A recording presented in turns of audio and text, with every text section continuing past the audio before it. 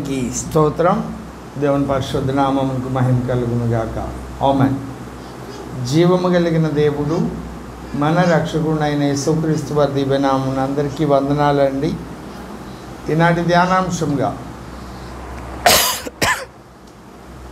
పరిశుద్ధ గ్రంథం నుండి నిర్గమాకాండం 15వ అధ్యాయం 22 నుండి నేను చదువుతున్నాను. దయచేసి ఆలకించండి, గమనించండి. నిర్గమాకాండం 15వ అధ్యాయం 22 నుండి. మోషే ఎర్ర సముద్రం నుండి జనులను సాగచేయగా వారు షూరు అరణ్యంలోనికి వెళ్ళి దానిలో 3 దినములు నడిచిరి. అచ్చట వారికి నీళ్లు దొరకలేదు. అంతలో వారు మారాకు చేరి, మారా నీళ్లు చేదైనవి గనుక వారు ఆ నీళ్లు త్రాగలేకపోయారు. అందువలన దానికి మారా అను పేరు కలిగిన. ప్రజలు మేమేమి త్రాగుదామని మోషే మీద సణుగు కొనగా అతడు యెహోవాకు మొరపెట్టెను. అంతటా యెహోవా అతనికి ఒక చెట్టును చూపెను. అది ఆ నీళ్లలో వేసిన తరువాత నీళ్లు మధురములాయను. అక్కడ ఆయన వారికి కట్టడను విధిని నిర్ణయించి అక్కడ వారిని పరీక్షించి, మీ దేవుడైన యెహోవాకును శ్రద్ధగా విని ఆయన దృష్టికి న్యాయమైనది చేసి ఆయన ఆజ్ఞలకు విధేయులై ఆయన కట్టడలన్నిటినీ అనుసరించి నడిచిన ఎడల నేను ఐగుప్తీయులకు కలగచేసిన రోగముల్లో ఏదియో మీకు రానియను. నిన్ను స్వస్థపరచు యెహోవాను నేనే అనెను. తర్వాత వారు ఏలీమునకు వచ్చిరి. అక్కడ 12 నీటి బుగ్గలను 70 ఈత చెట్లను ఉండెను. వారు అక్కడనే ఆ నీళ్ల యొద్ద దిగిరి. దేవుడి మాటలు మన హృదయంలో ఫలించినట్లు చిన్న ప్రార్థన చేస్తాం. మమ్మల్ని మిక్కిలిగా ప్రేమించిన మా ప్రేపర్లకు తండ్రి, మీ దాసుడను దీనుడును నీ భక్తుడను నన్ను నేను మీకు అప్పగించుకుంటూ ఉన్నాను. నా శరీర ప్రాణాత్మలను అయ్యా, మీ వాక్యము ఆకాశము కంటే ఉన్నతమైనది, పలకడానికి కూడా ఏమాత్రం యోగ్యత లేదు. మీ కృపను బట్టి మీ పక్షంగా నిలవబడి ఉన్నాను. నన్ను కనికరించి అగ్నితో పుటము వేసి మీ రక్తంతో పరిశుద్ధపరిచి, పరిశుద్ధాత్మదేవ మీ శైలిలో మీ స్థాయిలో మీ ఆత్మకార్యం నాయందు మా అందరి యందు జరిగించమని బ్రతిమలాడు వేడుకుంటూ యేసుక్రీస్తు వారి దివ్యనామమున అడిగి వేడుకొని ప్రార్థన చేయుచున్నాం తండ్రి, ఆమేన్. ప్రభువునందు నాకు అత్యంత ప్రియమైన వారులారా, చదువుబడిన లేఖన భాగము ఇజ్రాయేలీల యాత్రలో ఒక ప్రాముఖ్యమైన ఘట్టం. ఇక్కడ మారా అనే జలములు అంటే చేదు జలములు, అక్కడ నీళ్లు ఉన్నాయి. ఆ నీళ్లతో ఆ నీళ్లు చేదైనవి కనుక చేదైన నీళ్లను మధురంగా మార్చడం అనే సన్నివేశం ఇక్కడ మనకు కనపడుతుంది. మోషే గారి ద్వారా దేవుడు చేసిన అద్భుతాలు నమోదు చేయబడినవి 42 కనపడతాయి. అందులో 7 నీళ్లతో చేసినటువంటి అద్భుతాలు కనపడతాయి. 7 నీళ్లతో చేసిన అద్భుతాలు కనపడతాయి. మొట్టమొదటిది నీళ్లను రక్తంగా మార్చారు. రెండవది ఎర్ర సముద్రాన్ని పాయలు చేసి ఇజ్రాయేలీలను అవతల ఒడ్డుకు వెళ్ళే వరకు 6 నెలలు చేసి అవతల ఒడ్డుకు వెళ్ళేట్టు చేయడం. మూడవదిగా ఆ ఎర్ర సముద్రం నీళ్లను కలిపివేసి ఐగుప్తీయులను చంపివేయడం. నాలుగవదిగా మారా జలములను మధురంగా మార్చడం. ఐదవదిగా బండ నుండి నీళ్లు కొట్టమని చెప్పాడు ప్రభు మోషేతో. ఆ బండను కొట్టినప్పుడు బండ నుండి నీళ్లు రావడం. రెండవదిగా ఈసారి బండతో మాట్లాడమన్నారు, ఆయన మాట్లాడలేదు, కొట్టారు, అయినా నీళ్ళు వచ్చినాయి. ఇది 6వ విషయం. 7వ విషయము, ఐగుప్తులో నుండి బయటకు వచ్చి వాగ్దాన భూమికి చేరే క్రమంలో చివరిగా యోర్దాను నదిని పాయలు చేసి వాగ్దాన దేశంలోనికి వెళ్ళడం. 7 అద్భుతాలు వ్రాయబడ్డాయి. మీరు నిదానంగా వివేచించి ఆలోచిస్తే యేసు ప్రభు వారి ద్వారా చేయబడిన అద్భుతాలు నమోదు చేయబడిన ఇంచుమించు 39 ఉంటుంది. ఇక్కడ మొట్టమొదటి అద్భుతం ఏం చేశారు ఆయన? నీళ్లతోనే. అక్కడ మొట్టమొదటి సూచక్రియ దేంతో చేశారు? నీళ్లతోనే. ఒక క్రమబద్ధమైన అమరిక ప్రతి విషయంలో కూడా మనం చూడగలుగుతాం. ఇక్కడ మనం చదివినటువంటి లేఖన భాగం సందర్భం ఏమిటి అంటే, ఎర్ర సముద్రాన్ని దాటారు. వాళ్ళు ఎర్ర సముద్రాన్ని దాటక మునుపు వాళ్ళు దాస్యత్వంలో ఉన్నారు. అక్కడ నిట్టూర్పులు ఉన్నాయి, అక్కడ వేదన ఉంది, అక్కడ హింస ఉంది. వారు మట్టిని తొక్కుతూ ఉన్నప్పుడు వాళ్ళు కొరడాలతో కొడుతూ ఉంటే ఆ చర్మం చీలి రక్తం ఆ మట్టిలో పడితే ఆ మట్టిని ఇటుకలుగా చేసి రామసేసు సుకోత్ అనే పట్టణాలను వారు కట్టినట్లుగా చరిత్ర చెబుతోంది. నిర్గమకాండం 1 అధ్యాయంలో ఆ మాటలు మనం చూస్తాం. 430 సంవత్సరాలు వాళ్ళు ఐగుప్తులో ఉన్నారు. 70 లేదా 75 మందిగా ఐగుప్తులోనికి ప్రవేశించారు యాకోబు సంతానం. వారు 430 సంవత్సరాలలో 4 తరాలుగా ఇంచుమించు 5వ తరము బయటకు వచ్చిన తర్వాత ఆ ప్రజలు అభివృద్ధి పొందారు. కొన్ని లక్షల మందిగా వారు ఆశీర్వదించబడినట్లుగా మనం లేఖనంలో చూస్తాం.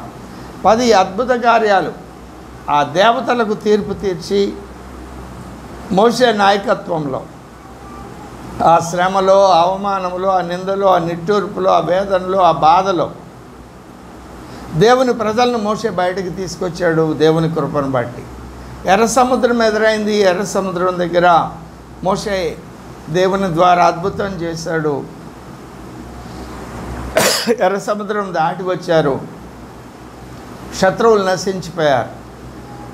అప్పుడు 15వ అధ్యాయంలో ఒక ఆనంద గీతిక మోషే గారు రాశారు. మిరియాము తనతో ఉన్న టీం అంతా. దీనిలో ఏముంది? స్తుతి ఉంది, పాట ఉంది, నాట్యం ఉంది, ఆనందం ఉంది. అక్కడేముంది? వేదన ఉంది, దుఃఖం ఉంది, నిట్టూర్పులు ఉన్నాయి, రోదన ఉన్నది. ఒక్కసారిగా ఆ కష్టంలో నుండి, బాధలో నుండి, వేదనలో నుండి, ఆ దుఃఖము, రోదనలో నుండి విడుదల వచ్చినప్పుడు, అందుకు కారణమైన శత్రువు సంపూర్ణంగా నశించిపోయినప్పుడు ఆ హృదయాలు ఎంత ఆనందంతో పొంగి పొర్లుతాయండి కదా. మొన్న మనం న్యూస్లో చూసాం. 18 సంవత్సరాల తర్వాత క్రికెట్ కప్ గెలిచిందట కర్ణాటక టీము. ఆనందాన్ని వ్యక్తం చేయడానికి వాళ్ళు చేసిన విపరీతమైన ప్రవర్తన అనేక మంది మరణానికి కారణమైంది. వాళ్ళు అలా అనుకొని ఉండరు, ఆ సంతోషాన్ని వ్యక్తం చేయడానికి వచ్చారు. ఆ క్రమంలో ఆ ప్రమాదం సంభవించింది. అంటే వాళ్ళ హృదయంలో ఎవడో గెలిస్తే వీడెగరడం జ్ఞానం లేని పనులు ఇవి. కానీ వీళ్ళు స్వయంగా ఆ వేదనను అనుభవించారు, ఆ నిట్టూర్పును అనుభవించారు, ఆ రోదనను అనుభవించారు, ఆ బాధను అనుభవించారు. కాబట్టి వీళ్ళ హృదయాల్లో ఇంకెంత సంతోషం ఉంటుంది 430 సంవత్సరాల తర్వాత. ఆ సంతోషమంతా ఈ 15వ అధ్యాయంలో వారు స్తుతి చెల్లించడం ద్వారా, పాట పాడడం ద్వారా, నాట్యమాడడం ద్వారా, ఆరాధన చేయడం ద్వారా వ్యక్తం చేశారు. అక్కడి నుండి షూరు అరణ్యానికి వెళ్ళారు. 3 దినాల ప్రయాణం అది. 3 దినాల ప్రయాణంలో వీళ్ళకి నీళ్లు దొరకలేదు.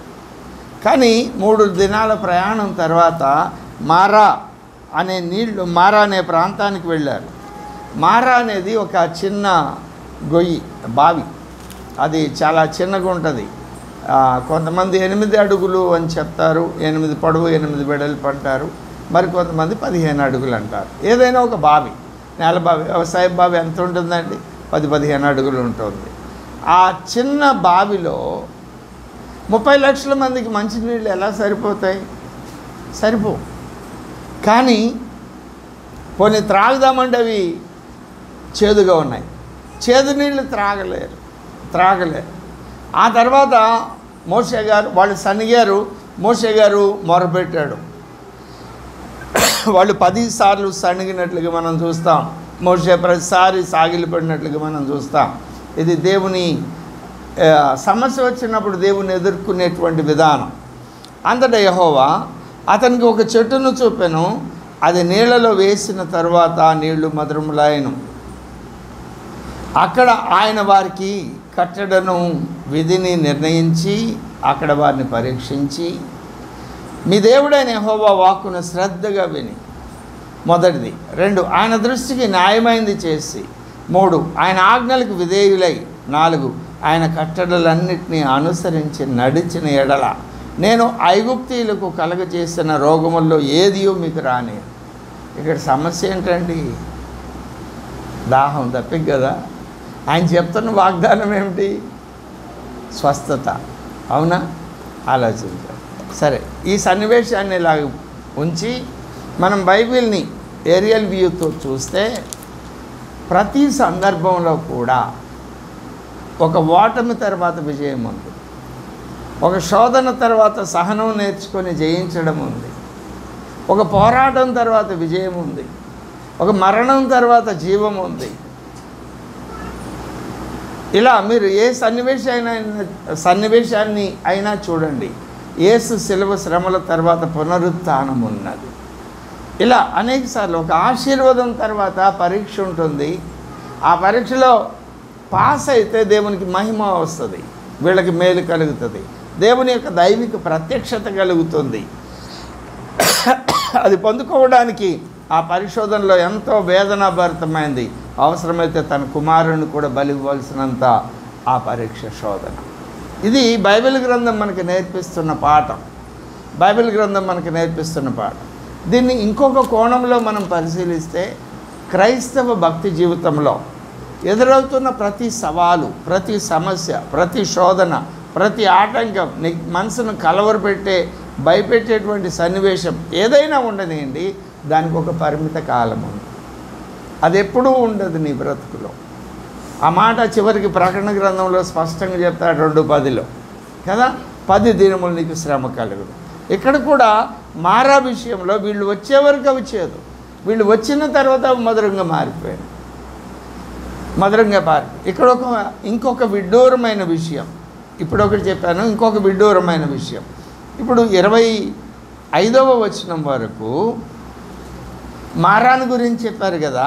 27వ వచనంలో తర్వాత వారు ఏలీమునకు వచ్చారు, అక్కడ 12 నీటి బుగ్గలను 70 ఈత చెట్లు ఉండెను, వారు అక్కడనే ఆ నీళ్ళ యొద్ద దిగారు. దీనికి దానికి చాలా దగ్గర, దూరం కాదు.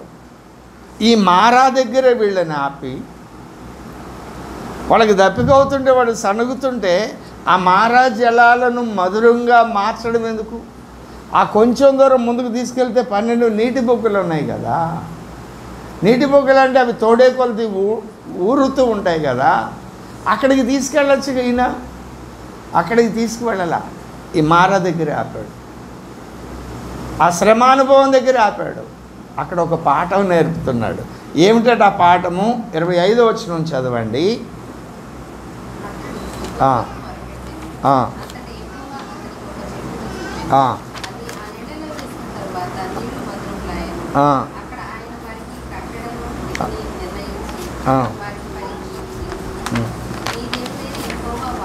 కదా, విధులను కట్టడలను నిర్ణయించి ఇక్కడ ఒక పాఠం నేర్పుతున్నాడు.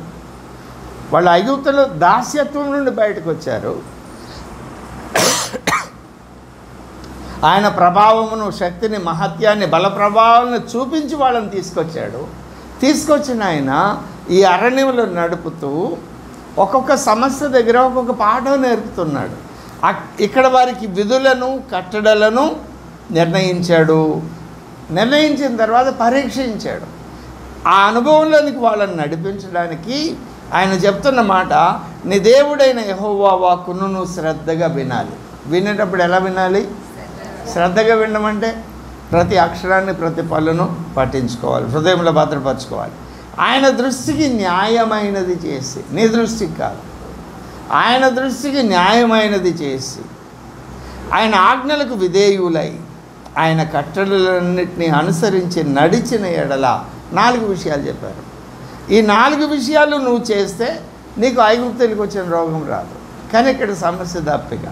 ఆ దప్పిక తీర్చడానికి ఆయన ఏం చేయమన్నాడు కదా, యెహోవా మొరపెట్టాడు. అంతటా యెహోవా అతనికి ఒక చెట్టును చూపాను, అది ఆ నీళ్లలో వేసిన తరువాత నీళ్లు మధురములాయను. అక్కడ ఆయన వారికి కదా ఒక చెట్టును చూపించాడు, ఆ చెట్టును నీళ్ళలో వేయమన్నాడు. ఆ చెట్టు ఎలాంటిది? ఆ చెట్టు కూడా చేదైంది. ఆ చెట్టు కూడా చేదైంది. ఎలా చెప్తున్నారు మీరు కదా? మారా అనేటువంటిది మన బ్రతుకుకు సూచన. మనం పాపంలో ఉన్నాం, శాపం క్రింద ఉన్నాం. మన జీవితంలో మంచిదంటూ ఏది లేదు. మంచిదంటూ ఏది లేని మన జీవితంలో మధురమైన జీవితంగా మన జీవితాన్ని మార్చడానికి ఒక చెట్టును తీసుకువచ్చి వేయమన్నాడు ప్రభు. ఏమిటా చెట్టు? గలతీయులకు వ్రాసిన పత్రిక 3వ అధ్యాయం 13-14.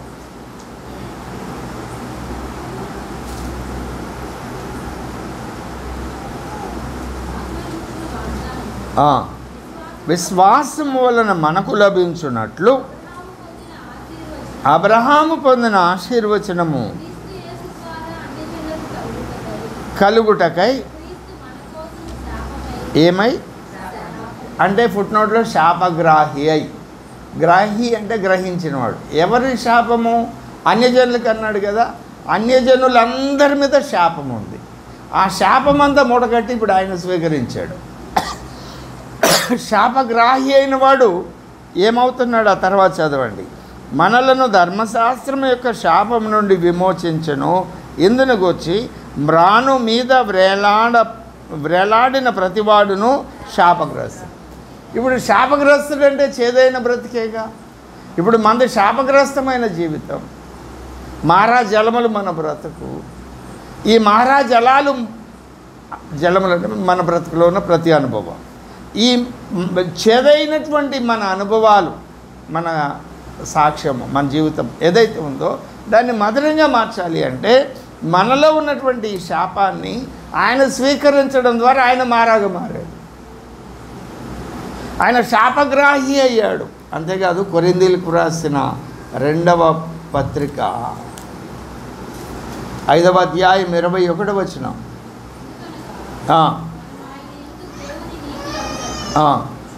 పాప మెరుగని ఆయనను మన కోసము. కాబట్టి ఈ చేదు అంతా ఆయన మీదకి వచ్చింది. ఆయన మీదకి వచ్చిన ఆ చేదుతో ఉన్నటువంటి చెట్టును తీసుకువెళ్ళి ఆ మారా జలాల్లో వేశాడు. ఎప్పుడైతే మారా జలాల్లో వేశారో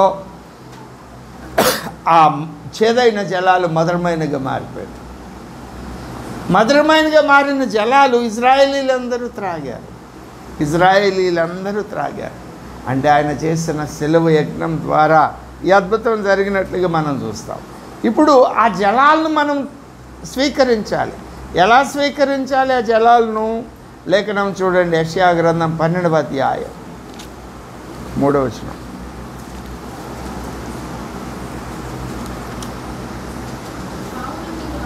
ఆనందపడి రక్షణాధారములైన బావులలో నుండి నీళ్లు చేదుకుందరు. మధురంగా మారిన జలాలను చేదుకుందరు. ఆ దినమున మీరు ఇలాగందరు, యెహోవాను స్తుతించుడి, ఆయన నామమును ప్రకటించుడి, జనముల్లో ఆయన క్రియలను ప్రచురం చేయుడి, ఆయన నామము ఘనమైనదని జ్ఞాపకము తెచ్చుకోండి, యెహోవాను గూర్చి కీర్తన పాడుడి, ఆయన తన మహత్యమును వెల్లడిపరచను, భూమి అంతటను అది తెలియబడును. సియోను నివాసి ఉత్సాహధ్వని బిగ్గరగా చేయము, నీ మధ్యనున్న ఇజ్రాయేలు యొక్క పరిశుద్ధ దేవుడు గనుడై ఉన్నాడు.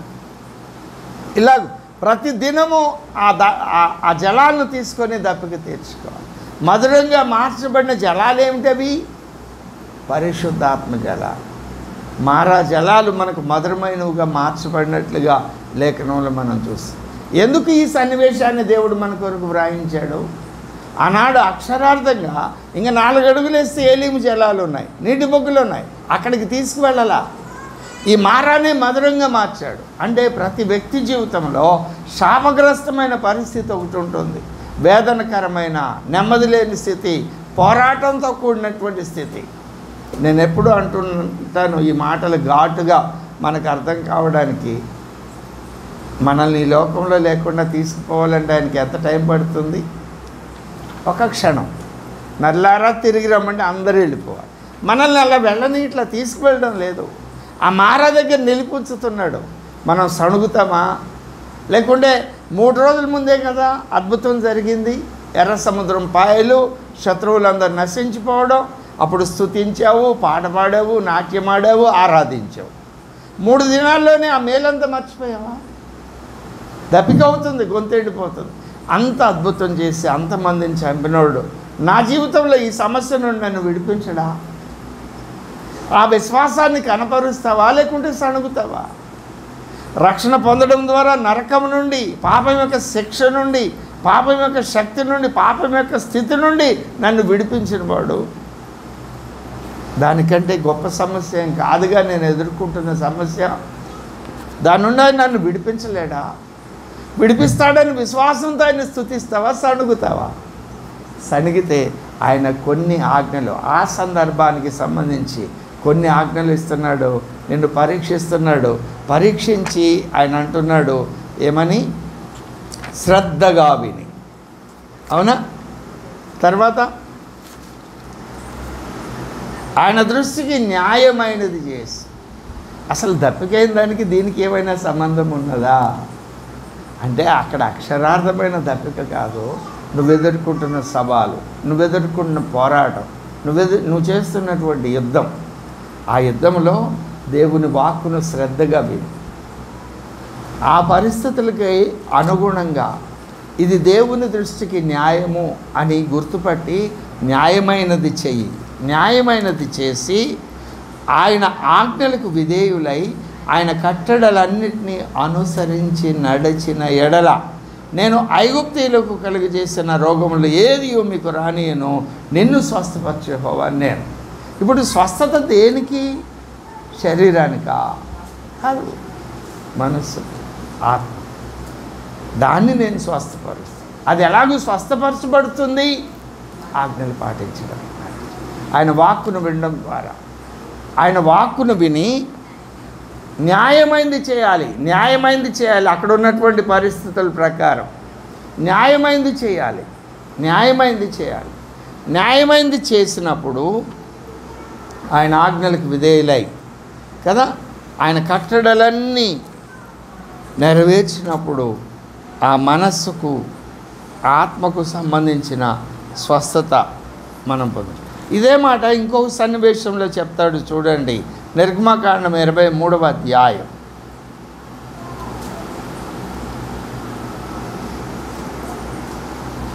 25వ వచనం.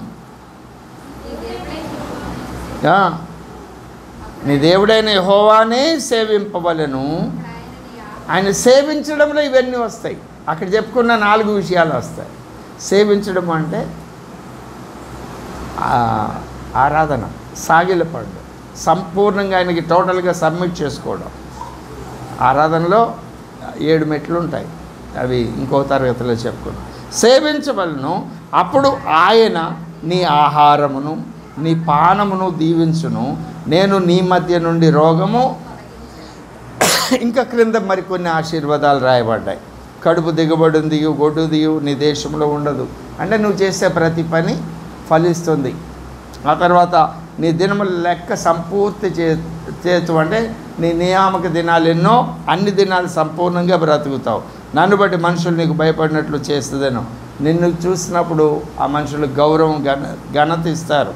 నువ్వు పోవు సర్వదేశంలో వారిని ఓడగొట్టి నీ సమస్త శత్రువులను నీ ఎదుటి నుండి పారిపోయినట్లు చేస్తూ ఆనాడు ఇజ్రాయేలీలకు ఇచ్చిన వాగ్దానం. ఇక్కడ కూడా పోరాటం పోరాటం పోరాటం. అవునా? ఇలాగ అనేక విషయాలు. ఇంకొక సన్నివేశాన్ని నేను మీకు చూపిస్తాను చూడండి. రాజులు 2వ గ్రంథం, రాజులు 2వ గ్రంథం 3వ అధ్యాయమా,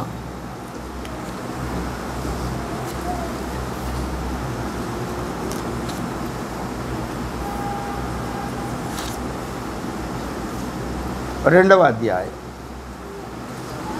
19వ వచనం. అప్పుడు ఎలీషా 200 ఆత్మను పొందుకున్నాడు. యొర్దాను నదిని పాయలు చేసి యువతలకు వచ్చాడు. ఆ తర్వాత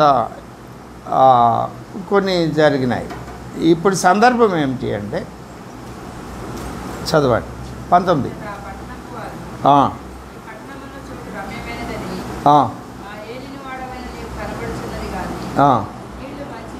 నీళ్లు మంచివి కావు, భూమియు నిస్సారమై ఉన్నదని ఎలీషాతో అనగా క్రొత్త పాత్రలో ఉప్పు వేసి నా యొద్దకు తీసుకురండి అని వారితో చెప్పాను. వారు దాన్ని తీసుకొని రాగా అతడు ఆ నీటి ఊట యొద్దకు పోయి అందులో ఉప్పు వేసి యెహోవా సెలవిచ్చున్నదేమనగా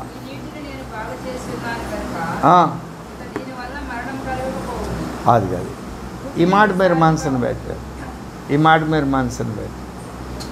నీళ్లు నిస్సారమైనవి, క్రొత్త పాత్ర తెమ్మన్నాడు, దానిలో ఉప్పు వేయమన్నాడు.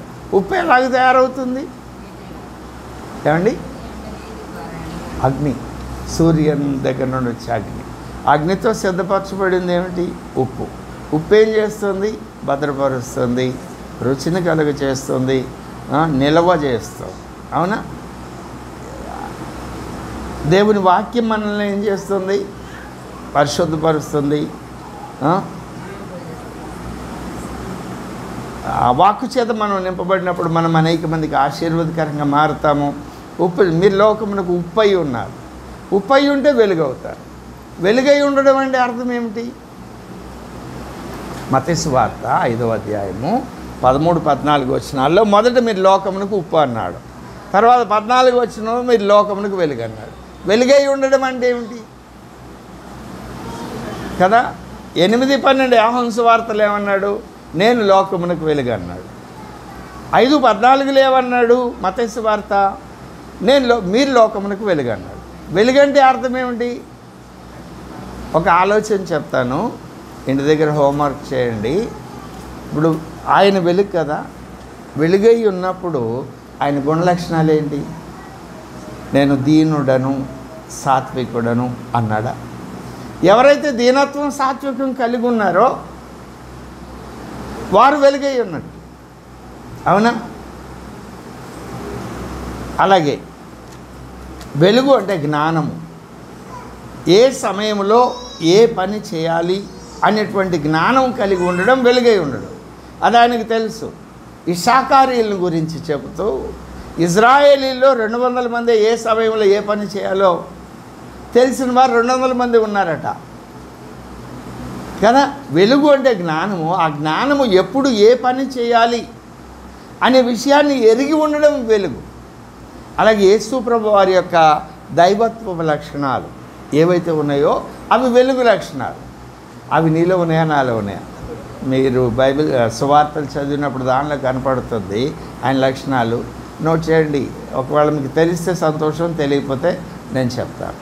నేను మీకు పరిచయం చేస్తున్న అంశం ఏమిటి అంటే, పాత నిబంధన గ్రంథంలోని ప్రతి సన్నివేశం మన కొరకు, మనకు బుద్ధి కలగడానికే దృష్టాంతంగా వ్రాయబడ్డాయి. అందులో ఈ దినం మనం ధ్యానం చేసిన అంశము మారా జలాలను మధురంగా మార్చడం. మారా జలములు మధురంగా మార్చబడక మునుపు వాళ్ళు అనేక అద్భుతాలు చూశారు. ఎలాంటి పరిస్థితుల్లో చూశారు? శ్రమలో, వేదనలో, బానిసత్వంలో, దాస్యత్వంలో చూశారు. అక్కడ నిట్టూర్పు ఉంది, వేదన ఉంది, దుఃఖం ఉంది, రోదన ఉంది. వాళ్ళ మొర బహు గొప్పగా ఉంది. దేవుని దగ్గరికి వెళ్ళింది. దేవుడు కనికరించారు, మోషే గారిని పంపించారు, తీసుకొచ్చారు. ఐగుప్తు దాస్యత్వంలోని బయటకు తీసుకురావడమే కాదు, వారి శత్రువులైన ఐగుప్తీయులను సమూలంగా నాశనం చేసేసారు. ఆ అద్భుతాన్ని బట్టి వాళ్ళు స్తుతించారు, పాట పాడారు, నాట్యమాడారు, ఆరాధన చేశారు. ఎందుకు? అన్ని సంవత్సరాల శ్రమ, వేదన అంతా పోయింది. పోవడమే కాదు, దానికి సంబంధించిన వ్యక్తులు కూడా భూమి మీద లేకుండా పోయారు. ఆ తర్వాత మరి ఒక చిన్న శోధన దేవుడు అనుమతించాడు. ఆ మాట మనం ఎలా అనగలుగుతున్నాం? ఇంకొక 4 అడుగులు వెళ్తే నీటి బుక్కలే ఉన్నాయి. ఆ నీటి బుక్కల దాకా వెళ్ళమని ఒక ఆలోచన చెప్తే అయిపోతుంది. మోషే గారికి నువ్వు అక్కడికి నడిపించు అంటే ఒక పూట లేకుంటే 1 గంట ప్రయాణం చేయలేరా? చేయగలరు. దేవుడు అలా నడిపించు.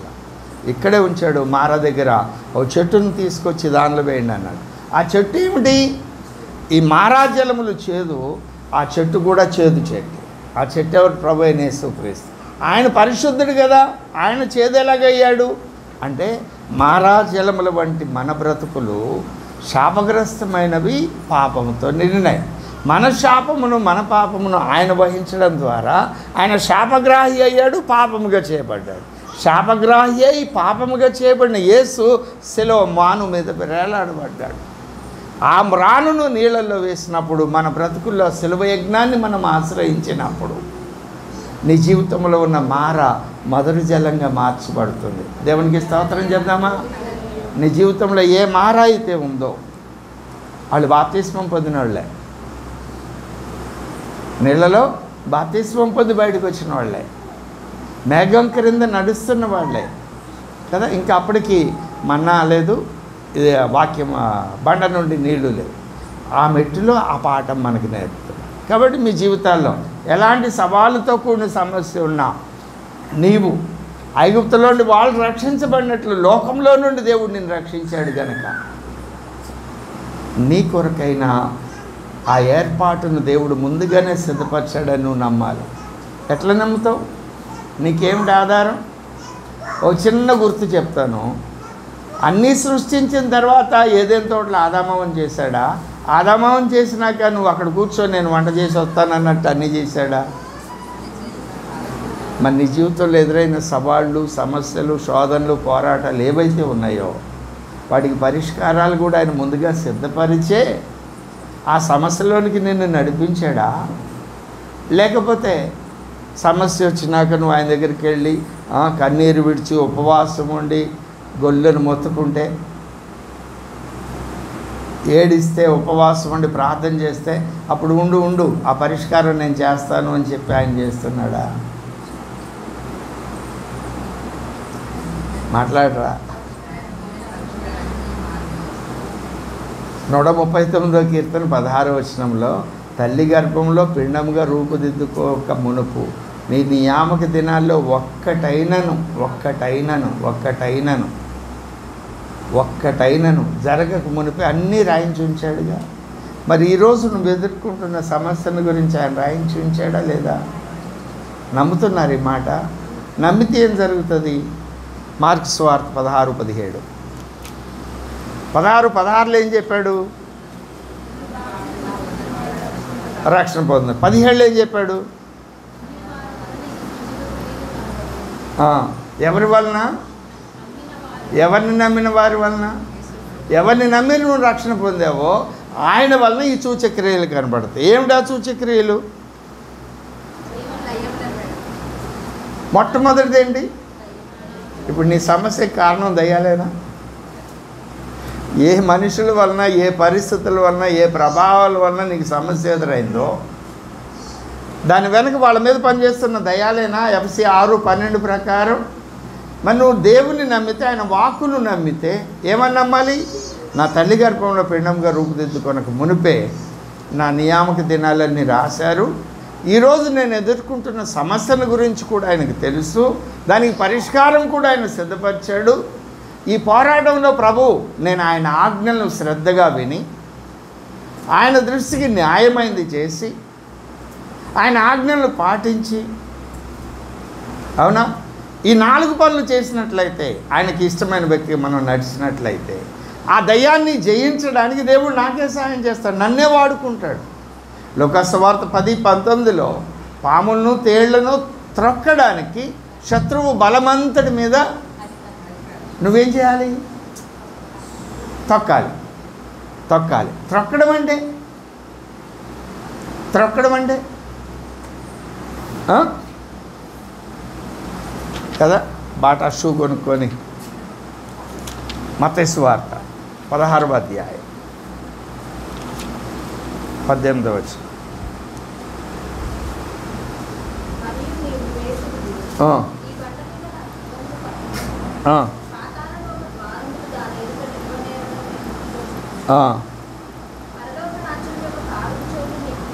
ఎవరికి ఇచ్చాడు? ఏ రాజ్యము?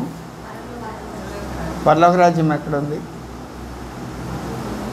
క్రీస్తు రక్తం చేత కడగబడిన భక్త సమాజము ఒక అర్థము, ఇంకొక అర్థము నిత్యత్వం. అవునా? ఇదంతా కలిపే పరలోక రాజ్యం. అవునా? దాని తాళపు చేతులు నీ దగ్గర ఉంది. లోపలేముంది? పరలోక రాజ్యంలో లోపలే ఉంది. రాజ్యం లోపలేముండదు? సింహాసనం. అవునా? సింహాసనం మీద ఎవరు ఉంటారు? రాజు. రాజు దగ్గర ఏముంటుంది? అధికారం, శాసనాలు చట్టాలు చేసే అధికారం. ఇప్పుడు అవన్నీ ఉన్నటువంటి ఆ లోకం యొక్క తాళం చేతులు నీకు ఇచ్చాడు. ఇచ్చి ఏం చేయమన్నాడు? తొక్కడం అంటే ఏమిటో చెప్తున్నా.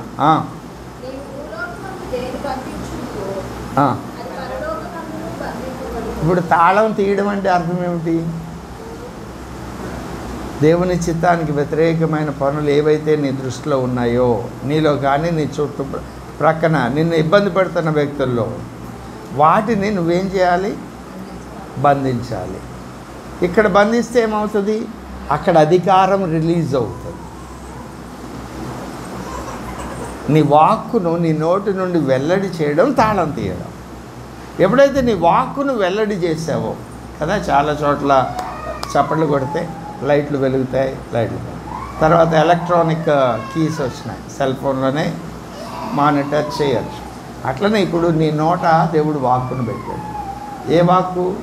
ఏది న్యాయమో అది గుర్తుపట్టి నువ్వు ఆయన ఆజ్ఞలు పాటించి ఆయన ఆజ్ఞల ప్రకారం నువ్వు నడుచుకోవడం, అది నువ్వు చేసి నువ్వు వాక్కును రిలీజ్ చేస్తే దాన్ని తొక్కడం. అప్పుడు ఏమైంది? అక్కడ పవర్ హౌస్ నుండి పవర్ రిలీజ్ అయింది. ఆ పవర్ ఎందుకు? నిన్ను డిస్టర్బ్ చేస్తున్నటువంటి అపవాది శక్తులు, దయ్యాలను వెళ్ళగొట్టడానికి. అప్పుడు మార్క్ 16:17 నెరవేరుతుంది. ఎప్పుడు? ఈ వాక్కును నమ్మినప్పుడు. ఏ వాక్కు? నా నియామక దినాలని ఆయన రాశాడు. ఈరోజు నేను ఎదుర్కొంటున్న ప్రాబ్లం ఏదైతే ఉందో, సవాల్ ఏదైతే ఉందో, పోరాటం ఏదైతే ఉందో, శోధన ఏదైతే ఉందో, అది అప్పుడే రాయించి పెట్టాడు. నేనైతే ఈరోజు కొత్తగా సమస్యను ఎదుర్కొంటున్నా, కానీ ఆ సమస్యను ముందుగానే రాయించాడు. సమస్యను రాయించాడు అంటే పరిష్కారం కూడా ఆయన ముందుగానే. నమ్ముదామా? నమ్మాలి, తప్పదు. ఎందుకు ఇన్ని సన్నివేశాలు నేను మీకు చూపించాను. నమ్మినప్పుడు ఆ వాక్యం, ప్రభువా దీన్ని బట్టి నాకు భయంలా, నువ్వు నాకు అధికారం ఇచ్చావు, అదిగో ఆ తగిన సమయంలో అవి ఆ 4 కండిషన్స్ పాటించి, నిర్గమా 15:22-25 వచనాలు ఉన్న 4 విషయాలు పాటించి ఆజ్ఞను మనం రిలీజ్ చేసినప్పుడు దేవుడు తన శక్తిని విడుదల చేస్తాడు. అప్పుడు ఆ సమస్యలకు కారణమైన చీకటి శక్తులు పారద్రోలబడతాయి. నువ్వు నమ్మినట్లయితే నీ ద్వారానే అద్భుతం చేస్తా అంటున్నాడు, నీ ద్వారానే సూచక్రియలు చేస్తా అన్నాడు. నువ్వు నమ్మినప్పుడు ఆయన వాక్కును శ్రద్ధగా ఆలకిస్తావు. నమ్మినప్పుడు నేను చేస్తున్న పని, నేను మాట్లాడుతున్న మాట, నేను తీసుకునే నిర్ణయం దేవుని దృష్టికి న్యాయంగా ఉందా లేదా ఆలోచిస్తావు, వివేచిస్తావు. నీకు తెలియకపోతే తెలిసిన వాళ్ళని అడుగుతావు. ఆ తర్వాత ఏది న్యాయమని నువ్వు ఎంచావో దాని ప్రకారం ముందుకు వెళతావు. ఆజ్ఞను పాటిస్తూ దేవుని సంతోషపెట్టే విధంగా ముందుకు వెళతావు. వెళుతూ అప్పుడు ఆజ్ఞాపిస్తావు, అయ్యా నీ చిత్తాన్ని నెరవేర్చాను కదా, ఎదుగు ఇది ఇబ్బంది పెడుతుంది, దాని మీద పనిచేస్తుంది, అపవాది పనిచేస్తుంది, ఆ వ్యక్తి మీద అపవాది పనిచేస్తున్నాడు, ఈ పరిస్థితుల్లో అపవాది శక్తులు నా మీద దాడి చేస్తున్నాయి. నజరేయుడు పునరుత్థానుడైన యేసు నామమున ఆ వ్యక్తిలో నుండి, ఆ పరిస్థితుల్లో నుండి, ఆ ప్రాంతం నుండి ఆ అపవాది శక్తులు, దయ్యపు శక్తులు యేసు నామమున వెళ్ళిపోవును గాక. గట్టి కేకలక్కర్లేదు, అరుపులక్కర్లా. మనం మాట్లాడే మాట వాడి చెవులు పాము చెవులు, నువ్వు నెమ్మదిగా మాట్లాడినా వినపడు. అప్పుడు ఆ అధికారం, నీకు ఇచ్చిన అధికారాన్ని నువ్వు ఇక్కడ వినియోగించుకున్నావు కనుక.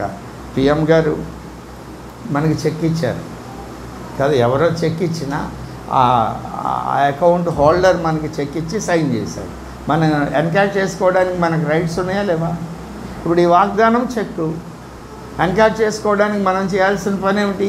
నిర్గమకాండం 15:24-25 వచనాలు అది చేసి మనం సైన్ చేయడం అంటే ఆజ్ఞాపించడం, తొక్కడం. అప్పుడు పవర్ రిలీజ్ అవుతుంది. దేవునికి స్తోత్రం చెప్దామా? కాబట్టి ప్రతి వ్యక్తి జీవితంలో మారా ఉంటుంది. మారా అనుభవం లేకుండా ఏలీము దగ్గరికి వెళ్ళలేము. ఆ మారా దగ్గర మనకు కొన్ని పాఠాలు నేర్పుతున్నారు. కాబట్టి ప్రభువును స్తుతించుదాం. వాళ్ళు సణిగారు అని చెప్పబడింది. మనం సణగకుండా ఉండడానికి మనకు ఆ సన్నివేశం రాయించారు. దప్పికవుతుంది, గొంతు ఎండిపోతుంది, పెడచకట్టుతుంది. 3 దినాలు ప్రయాణం నీళ్లు లేకుండా అంటే మామూలు విషయం కాదు. సహించు, ఓర్చుకో, ప్రభువుని అడుగు, అయ్యా ఈ దప్పిక, ఈ దాహం, గొంతు ఎండిపోతుంది, నేనేమీ చేయలేను, నేను సహాయ స్థితిలో ఉన్నా, నాకు సహాయం చేయి. ఇదిగో ఈ పరిస్థితుల్లో ఇలా నీ దగ్గరికి వస్తున్నాను. మనం పరీక్షించుకొని ఆజ్ఞలు పాటించామా లేదా, న్యాయమైంది చేస్తున్నామా లేదా, ఇవి ఆలోచించుకొని అప్పుడు ఒక చిన్న ఆజ్ఞను మనం రిలీజ్ చేస్తే దేవుడు కార్యం చేస్తాడు. మారా వంటి పరిస్థితులు మధురంగా మార్చబడతాయి.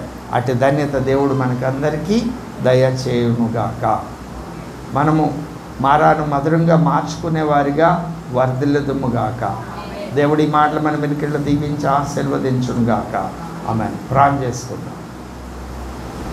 మా ప్రియ ప్రభువా, అవును, మా జీవితంలో సంతోషం లేని సంఘటనలు ఎన్నో జరుగుతున్నాయి, పోరాటాలు జరుగుతున్నాయి. అది ఎక్కడో బయట కాదు, మాలో మాకు, మా కుటుంబాల్లో మాకు, అయ్యా మా రక్త సంబంధికుల మధ్య ప్రతిరోజు మేము ఏ వ్యక్తులతో కలిసి బ్రతుకుతున్నామో ఆ వ్యక్తుల మధ్య ఇలాంటి చేదు అనుభవాలు, వారిని ఉపయోగించుకొని అపవాది మా మీద దాడి చేస్తున్నాడు. నెమ్మదిని, సమాధానాన్ని, సంతోషాన్ని, మేము స్తుతించే స్తుతిని, ఆరాధించే ఆరాధనను, పాడే పాటను, చేసే నాట్యాన్ని వాడు పాడు చేయడానికి, మేము సణిగేలాగా చేయడానికి, నాయనా వీటన్నిటిని జయించడానికి నీ కృపను మాకు దయచేయండి. ప్రతి కుటుంబంలో ఏదో ఒక సవాలుతో కూడిన పోరాటం ఉంది అయ్యా. అలాంటి పరిస్థితుల్లో నీ ఆజ్ఞలను పరిశీలించి నీ వాక్యంను శ్రద్ధగా విని నీ దృష్టికి ఏది న్యాయమో అది చేయడానికి మమ్మల్ని సిద్ధపరచండి. అప్పుడు మేము మీ ఆజ్ఞలు నెరవేర్చగలుగుతాం. అటు జ్ఞానపూర్ణ ఆత్మను మాకు వరముగా దయచేయండి. మా సమస్యలను మేమే పరిష్కరించాలి అని మీరు నియమించారు. మీరు త్రొక్కండి, మీరు ఆజ్ఞాపించండి, మీరు విడుదల చేయండి.